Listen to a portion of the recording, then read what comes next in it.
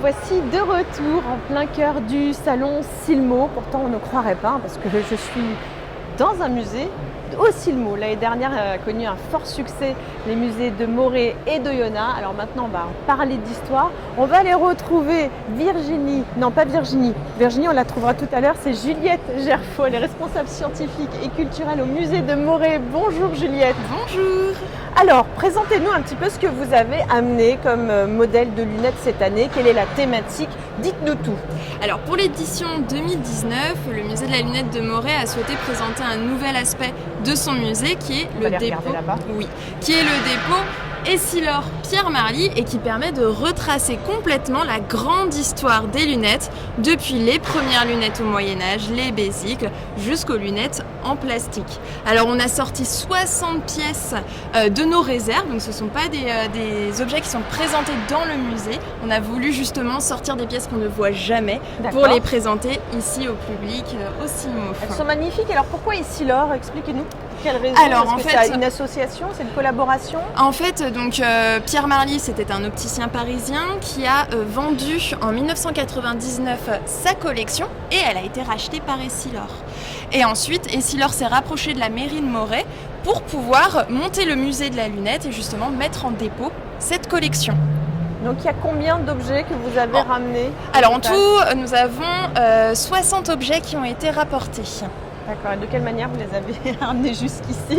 Alors, donc on a en fait construit des petites caisses, on a fait des petits écrins en mousse pour pouvoir les mettre dedans et faire très attention justement. Oui, il n'y a pas que des lunettes, il y a des objets un petit peu fantaisistes oui. qu'on peut voir ici. Là. Alors oui. Fabio peut venir jusqu'à nous pour montrer ces lunettes très particulières. Alors en fait, les toutes petites lunettes que vous avez en vert, ce sont des lunettes de poule, pour poule.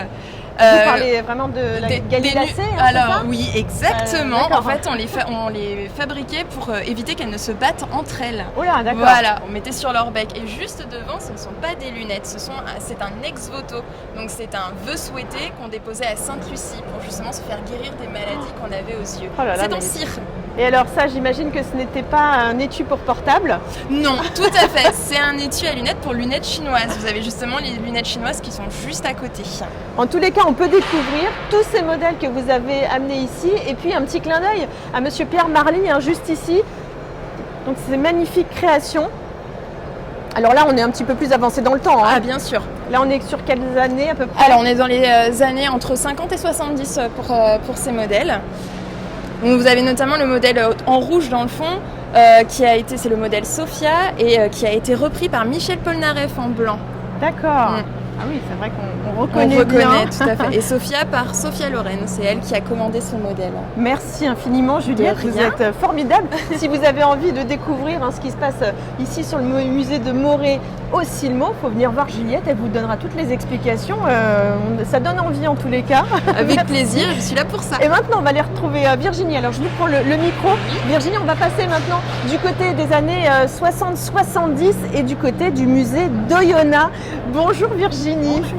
Alors vous êtes conservatrice du musée du peigne et de la plasturgie. On va aller regarder un petit peu parce que ça se passe de ce côté-là. On va aller. Alors il y a un peu de tout ici. Il y a des robes, il y a des lunettes, il y a des peignes. Dites-nous. Qu'est-ce qu'on voit ici? Écoutez, en fait, c'est vrai qu'on voit beaucoup de lunettes parce qu'on est quand même au Silmo. Je me permets juste le micro un peu plus haut.